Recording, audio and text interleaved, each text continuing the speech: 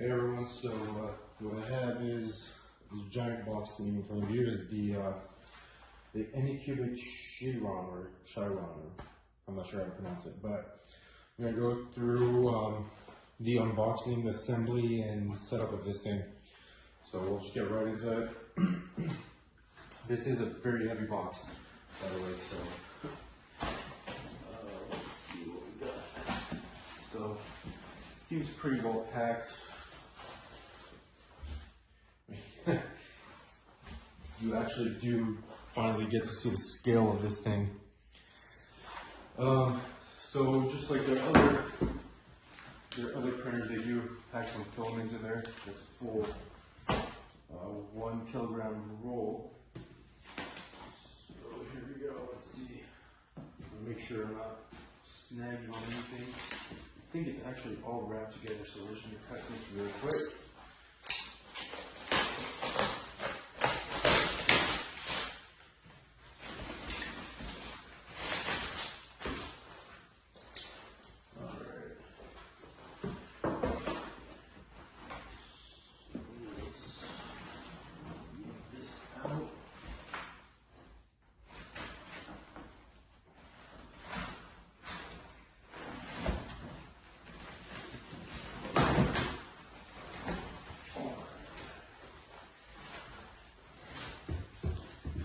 So this is the lower section, obviously, with the bed attached and everything.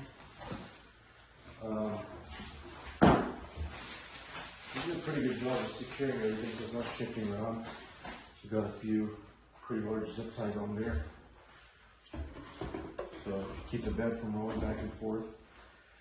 And actually, when you're looking at this thing, this is really well built. I mean, you could see the number of rollers they've actually stuck on each side of the bed, so you don't get much wobble or anything like that.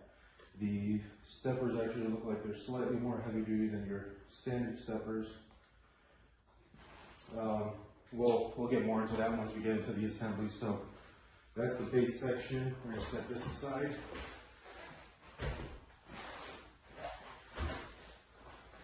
And here is our gantry section.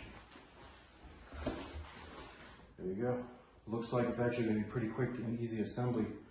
Just a couple of cables to plug in, a couple of screws to put in there, and we should be off to the races. So, you know, there's a few little things that we'll have to snap back together. So I don't know if you can see that, but that came apart at some point. Not a huge deal. It just snaps right back together. I'm going to set this aside as well, and we have all our little accessories, and we'll go through that in just a second. So we're actually going to use the box as a table just to go through our little accessory pack here. Just like with their other printers, they do package some filaments for you to try out. It all seems like it's all PLA. That's one thing you got here. The SD card and USB adapter is in this little bag right here. Power cord.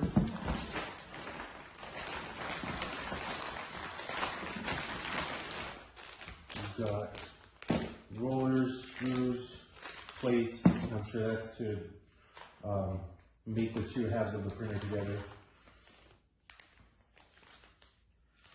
That guy right there, without actually looking at the instructions, not too sure what it is, but I think that has something to do with bed leveling, or more than likely bed leveling, but we'll take a look at that in a minute. 5 spare nozzles included, a couple of gloves in there, little toolkit, wire cutters, a couple of little wrenches, Allen wrenches, ball and wrenches too, actually, so those are a lot easier to use, and tweezers are included. A spare hot end with heater and thermistor, and a little bit of tubing as well. And here we have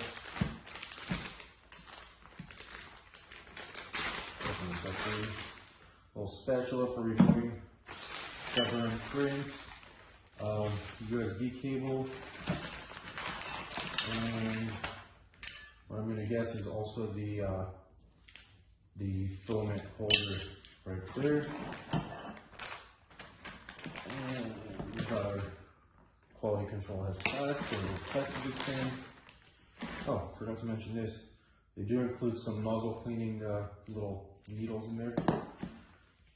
And finally, so that's everything that's included there. Like I said, the two sections look like they're going to go together pretty easily. And so I'll do a quick little video of the assembly of the printer itself, just so you can see how it goes together. And following that, we'll actually just do a test print right out of the box. We'll level the bed and just do a quick test print and just see how it performs without any tweaks or anything special. All right, so I'm just gonna run through the assembly of this thing really quick. Speed all the noise. So first thing, you want to get rid of all these zip ties because those are definitely going to be in the way if you don't. And they might just be harder to remove later on. So the first thing we're going to want to do is actually get the frame mounted to the base section. What you're going to want to do is this little bag with, so it has these little T-brackets and a bunch of these little screws in it. So on each side of the frame there is going to be two screws. There are holes right here. I don't know if you can see, there's two holes on either side of the base section, and those will screw into the upper section. So you'll want to do that before you install these brackets, just so that everything can line up properly. And so each one just gets one lock washer and just screws in from underneath. So what I'm going to do, just for the sake of this video, I'm going to try to see if I can get this thing to line up so that it's easier to see what I'm doing here. I could actually tighten it all the way down like this too, because this thing is a bit heavy and it's not going to be too easy to move around.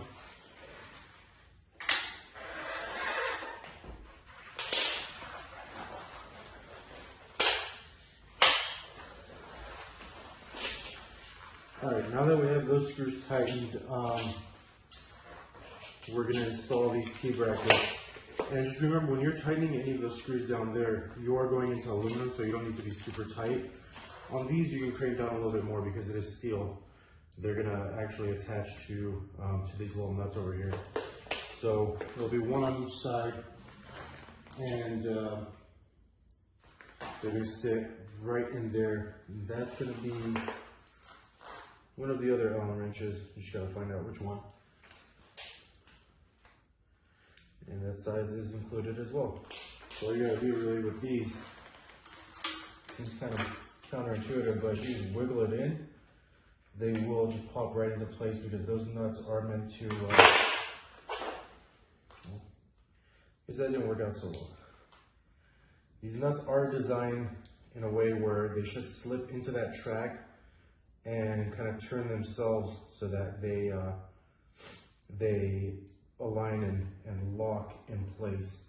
You just want to make sure that they're loose enough so that they can indeed turn in that track over there.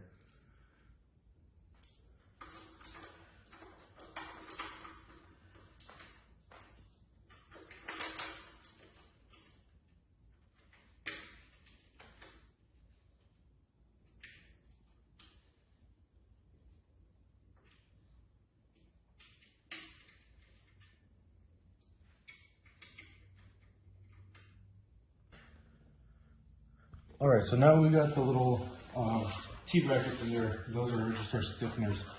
What we want to do at this point is plug everything in. So there's more than just a few cables. You have obviously these two cables that go in down here, and I think these are keyed, so you can't really make a mistake on those.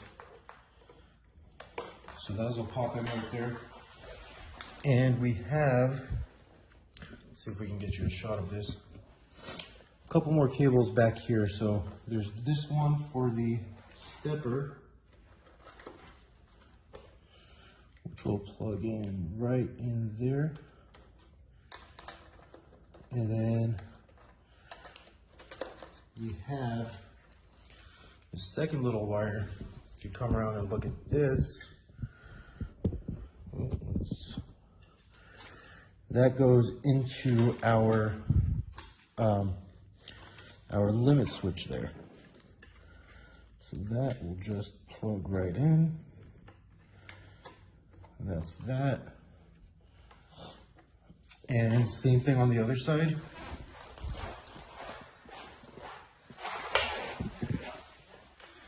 We got again, limit switch plugs in. It's kind of hard to see, but that's the actual limit switch. And where it plugs in is right there. So I'll plug in from this side and then stepper motor as well. So now all that is plugged in. Really the only things left to do is move the screen from its shipping location and snip off a couple more zip ties, and we should be ready to go ahead and start printing.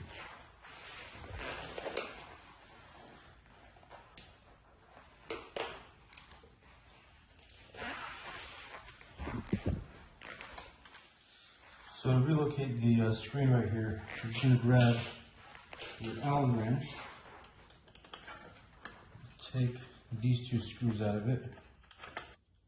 So once you pull the screen off, these are some more of these little T-nuts over here that slide into the frame. So you're just going to bring this and slide it in up here. If I'm not mistaken, it sits way back there. And just tighten down these two screws.